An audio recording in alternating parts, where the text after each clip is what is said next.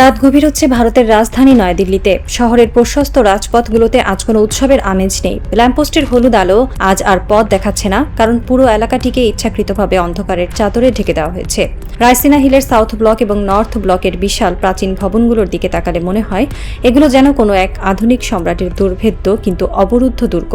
আর এই দুর্গের ঠিক বাইরে যন্তর মন্তরের ঐতিহাসিক ময়দান থেকে শুরু করে রাজপথের আনাচে কানাচে আজ এক অদ্ভুত গগনবিদারী আওয়াজ প্রতিধ্বনিত হচ্ছে, জিন্দাবাদ জিন্দাবাদ জিন্দাবাদ। হাজার হাজার কণ্ঠের এই স্লোগান কোনো প্রথাগত রাজনৈতিক দলের নয়।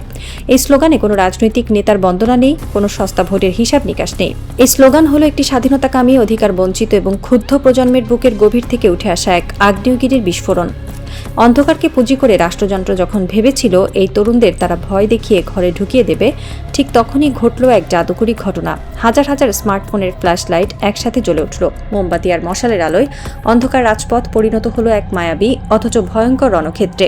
আলোর এই সমুদ্র দেখে মনে হচ্ছিল আকাশের সমস্ত তারা যেন আজ দিল্লির মাটিতে নেমে এসেছে স্বৈরাচারের পতন ঘটাতে।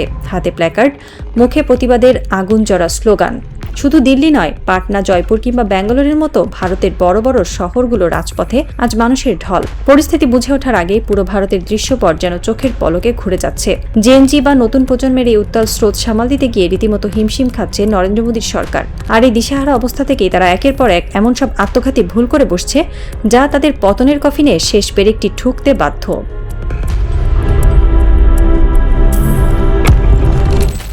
যে কোনো স্বৈরাচারী সরকারের সবচেয়ে বড় দুর্বলতা হলো তাদের অহংকার। তারা নিজেদের ক্ষমতাকে এতটাই নিরঙ্কুশ মনে করে যে সাধারণ মানুষের নারীর স্পন্দন বুঝতে তারা বারবার ব্যর্থ হয়। মোদির সাউথ ব্লকও ঠিক এই ভুলটি করেছিল। আন্দোলনের প্রথম দিকে এই প্রতিবাদকে তারা নিছকে একটি সোশ্যাল মিডিয়ার জোক বা সামাজিক মাধ্যমের মিম বলে উড়িয়ে দিয়েছিল। ভারতের অহংকারী নীতি নির্ধারকরা ভেবেছিলেন, আরে এরা তো ল্যাপটপ আর মোবাইল ফোনে মুখ গুজে থাকা প্রজন্ম, এরা টিকটক আর ইনস্টাগ্রামে মিম বানাবে, 2-4টা দিন হ্যাশট্যাগ ট্রেন্ড করাবে আর তারপর নিজেদের বিনোদনে মেতে উঠবে। এদেরকে দিয়ে আর যাই হোক কোনো বিপ্লব হবে না। কিন্তু তারা ভুলে গিয়েছিল এই জেএনজি প্রজন্ম হয়তো প্রথাগত রাজনীতি করে না, কিন্তু এটা ন্যায়ের প্রশ্নে, নিজেদের অধিকারের প্রশ্নে পৃথিবীর সবচেয়ে ভয়ঙ্কর এবং অপ্রতিরোধ্য এক শক্তি। ভার্চুয়াল স্পেসের সেই নিরীহ ব্যঙ্গচিত্র আর মিমগুলো যখন হঠাৎ করেই দিল্লির যন্তর মন্তর, পাটনা, জয়পুর কিংবা ব্যাঙ্গালোরের মতো মেগা সিটিগুলোর রাজপথে হাজার হাজার মানুষের ঢলে রূপ নিল, তখনই মোদির মসনদের প্রথম বড় কাঁপুনিটা শুরু হলো। যারা গতকাল পর্যন্ত ল্যাপটপের কিবোর্ডে ঝড় তুলছিল, তারা আজ খালি হাতে পুলিশের রয়েট গিয়ার আর টিয়ার গ্যাসের সামনে বুক পেতে দাঁড়ালো। প্রযুক্তি বান্ধব ও ইন্টারনেট সচেতন এই জেএনজি প্রজন্মকে মোকাবেলা করতে গিয়ে ভারতের প্রথাগত শাসনতন্ত্র এবং পুলিশি ব্যবস্থা আক্ষরিক অর্থে মারাত্মকভাবে ব্যর্থ হলো। তারা বুঝতে পারল না কিভাবে এমন একটি আন্দোলনকে থামানো যায় যার কোনো নির্দিষ্ট নেতা নেই, কোনো হেডকোয়ার্টার নেই।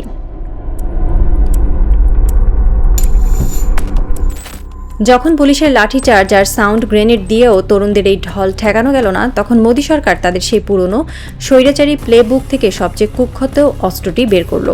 আন্দোলনের সমন্বয় ভেঙে দিতে এবং সোশ্যাল মিডিয়া কন্ট্রোল করতে দিল্লি ও এর আশেপাশের এলাকাগুলোতে ইন্টারনেট ব্ল্যাকআউট বা ইন্টারনেট সংযোগ পুরোপুরি বিচ্ছিন্ন করে দিল মোদী সরকার। তারা ভেবেছিল ইন্টারনেট বন্ধ করে দিলে এই তরুণদের যোগাযোগের একমাত্র মাধ্যমটি কেটে দেওয়া হবে। তারা আর ফেসবুকে লাইভ করতে পারবে না, ইনস্টাগ্রামে ভিডিও দিতে পারবে না, হোয়াটসঅ্যাপে জামায়াতের স্থান জানাতে পারবে না। অন্ধকারে বিচ্ছিন্ন অবস্থায় তারা ভয় পেয়ে ঘরে ফিরে যাবে। কিন্তু সাউথ ব্লকের বাবুরাই প্রজন্মের প্রযুক্তিগত সক্ষমতা বা ডিজিটাল লিটারেসি সম্পর্কে সম্পূর্ণ অজ্ঞ ছিলেন।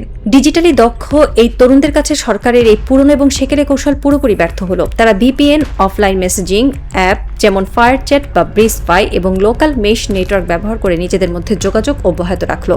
আর সবচেয়ে বড় বুমেরাংটি ঘটল এর পরপরই। ইন্টারনেট বন্ধের খবর যখন সাধারণ মানুষের কানে পৌঁছালো, তখন তারা বুঝতে পারলো যে সরকার ভয় পেয়েছে, সরকার কিছু একটা লুকানোর চেষ্টা করছে। এই খবর ছড়িয়ে পড়তেই জনরোষ কমার বদলে দ্বিগুণ হয়ে গেল। যারা এতক্ষণ ঘরে বসে টিভির পর্দায় আন্দোলন দেখছিল, তারাও বুঝতে পারলো যে এখন ঘরে বসে থাকার সময় নেই। ইন্টারনেট ব্ল্যাকআউটের প্রতিবাদে সাধারণ নাগরিকরাও রাজপথে নেমে এলেন। আন্দোলন দমনের এই চেষ্টা উল্টো একটি দাবানলের মতো বিস্তীর্ণ আকার ধারণ করল।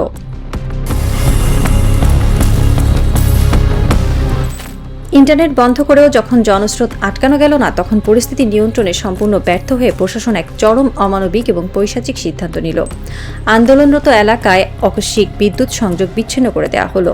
সরকারের ধারণা ছিল অত্যন্ত নিষ্ঠুর। তারা ভেবেছিল যখন চারিদিকে ঘুটঘুটে অন্ধকার নামবে আর ভারতের এই প্রচণ্ড গরমে যখন অবরুদ্ধ পরিস্থিতি তৈরি হবে, তখন আন্দোলনকারীরা গরমে তৃষ্ণা এবং অন্ধকারে ভয় পেয়ে রাজপথ ছেড়ে চলে যাবে। কিন্তু স্বৈরাচারীরা কখনোই বুঝতে পারে না যে যখন কোনো মানুষের পিঠ দেয়ালে ঠেকে যায়, তখন সে আর আর অন্ধকারকে ভয় পায় না, সে নিজেই আলো হয়ে জ্বলে ওঠে।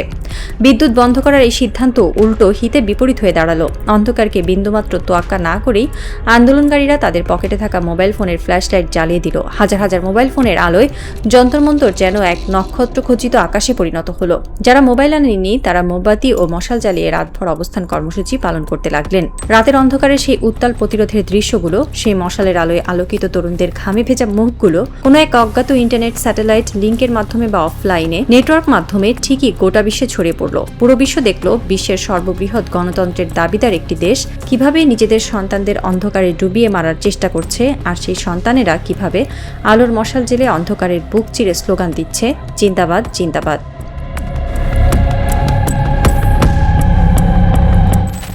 আন্দোলনের এই পর্যায়ে এসে সরকার তার সবচেয়ে জঘন্য এবং কাপুরুষোচিত কার্ডটি খেলল। পুলিশের পাশাপাশি অন্ধকার গলিগুলো থেকে বেরিয়ে আসতে শুরু করল বিজেপির পেটোয়া বাহিনী বা দলীয় সশস্ত্র ক্যাডাররা।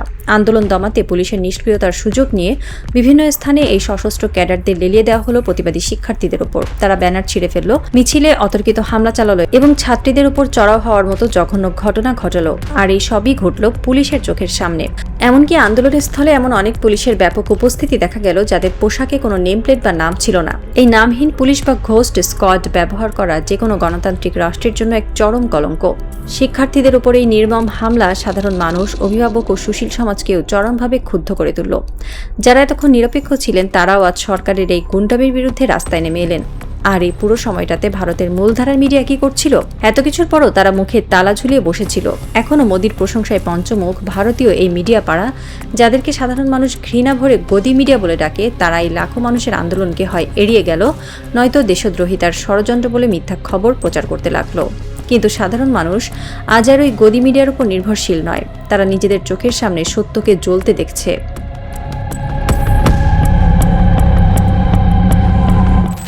এই পুরো পরিস্থিতির দিকে তাকালে, ভারতের এই জ্বলন্ত রাজপথের দিকে তাকালে আপনার কি কোনো চেনা দৃশ্যের কথা মনে পড়ে? হ্যাঁ, ঠিক 2 বছর আগে 2024 সালের জুলাই আগস্ট মাসে বাংলাদেশের সেই উত্তাল দিনগুলোর স্পষ্ট প্রতিচ্ছবি যেন আজ ভারতের বুকে ফুটে উঠেছে। ইতিহাসের কি অদ্ভুত এবং নিখুঁত পুনরাবৃত্তি। বাংলাদেশেও ঠিক এভাবেই একটি অহংকারী স্বৈরাচারী সরকার দমনপীড়ন চালিয়ে ছাত্র জনতার আন্দোলনে স্তব্ধ করার চেষ্টা করেছিল।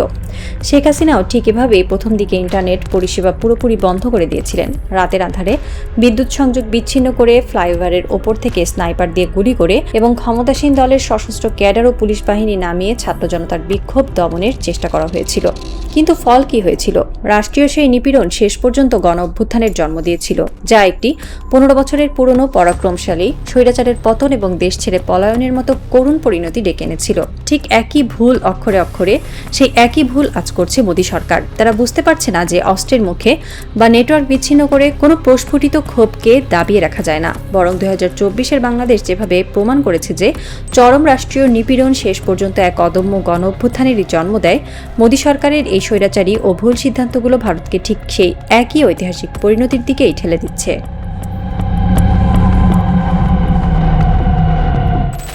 রাত শেষ হয়ে আসছে। দিল্লির রাইসিনা হিলে আজ হয়তো কোনো ঘুম নেই। সাউথ ব্লকের কর্তারা হয়তো তাদের শীতাতপ নিয়ন্ত্রিত ওয়াররুমে বসে সিসিটিভি ক্যামেরায় দেখছেন যন্তর মন্তরের সেই লাখো তরুণের মুখ।